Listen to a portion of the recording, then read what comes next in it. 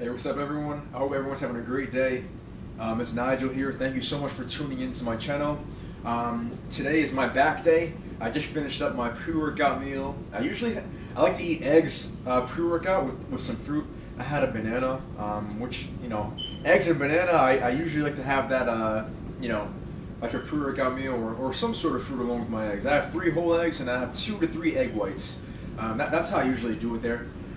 Get my fats for the energy, and everything, and the carbs also, and sugar for my energy. This is pretty much the only time of the day where I have sugar in my diet is, when I'm trying to keep a semi-strict diet. I like to, keep my sugars near my workout. So pre and post workout is when I'll have my sugars in my day.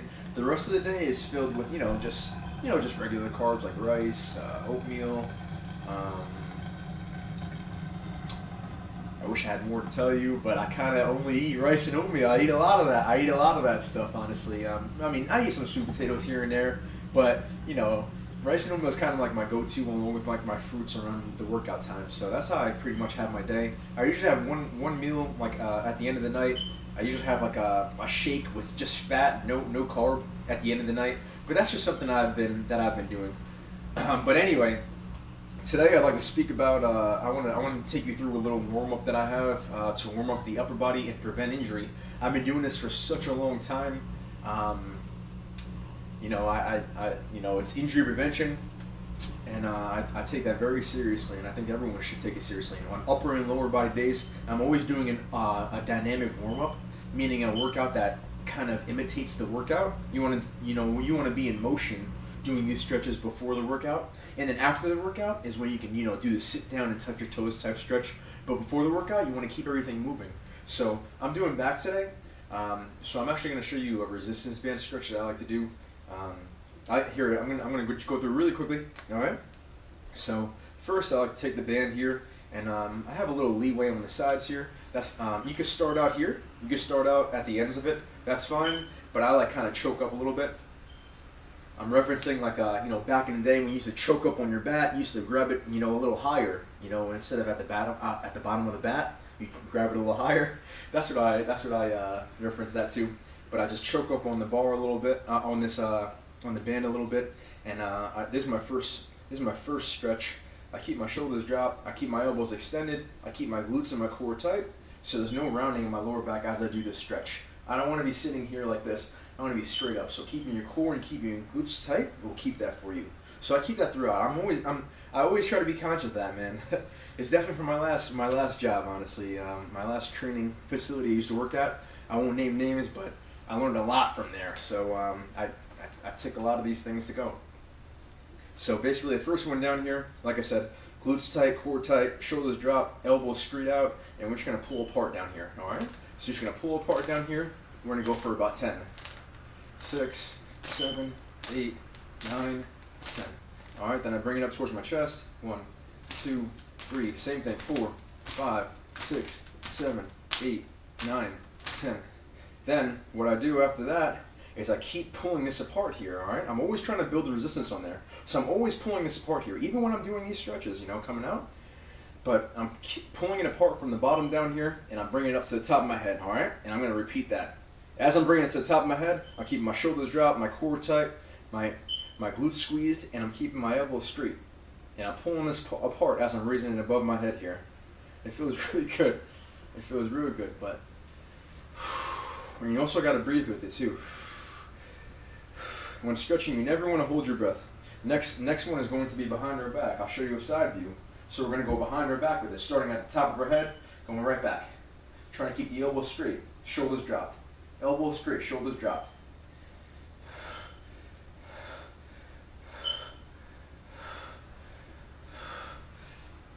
Again, you may need to, you see my grip kind of widen out a little bit. I'm not able to hold it as close as I am with the front of my body.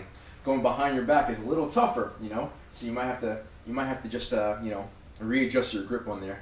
And then what I do is I actually bring that together. I bring it all together now, so I don't want to hit my fridge. So I'm bringing it all together now. I'm bringing it all together. All together. All right. I'll do 5, but I usually do 10. I'm actually gonna do a little more stretching when I'm at the gym. This is just something I wanted to record while I was at home. I do I do all my warm ups when I'm at the gym. I like to do some core exercises before the gym as well, to get myself warmed up before the workout. Actually, I'll do anywhere from 100 to 150 core exercises like crunches, sit-ups, things like that. I've definitely seen development with it, and I like doing it. Actually, it's something I can't go to the gym without it now. I feel lost if I don't hit the core before, but it was something I wanted to make a priority, and I made it a habit. Now I feel lost without doing it, honestly. So I'm not mad about it. I like it. I built that into my hobby, my daily routine at the gym. So I'm not mad about that at all. The last one here is what I want to do here is this band's a little long, so I actually like step on it a little bit, and what I do is on more shoulder work and more just shoulder activation. So I pull this up here, and there's a lot of tension back here, so you want to be careful with this here.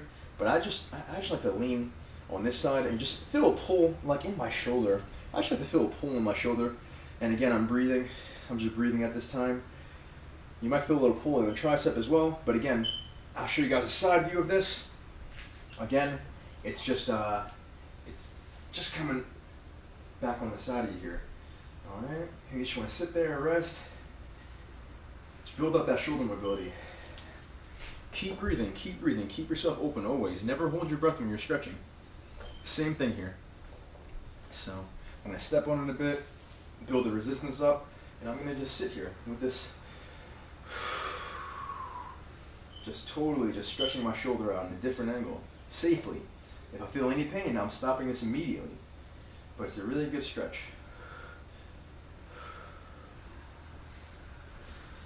And that's a lot. That's a lot of what I do for.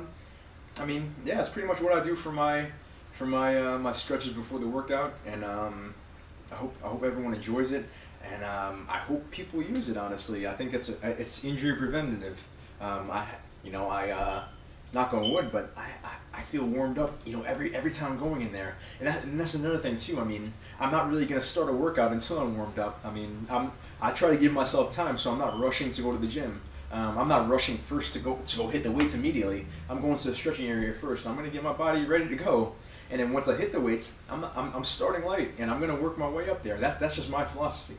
I feel the best like that too, but I'm not going to go hard until you gotta listen to your body when you're working out. You don't want to push anything too far, because that injury could set you back for a long time, man. So I just want to be safe with lifting, and I want to lift for a long time, man. So that's all. Again, it's Nigel here, and I hope everyone has a great day. I like to build, baby.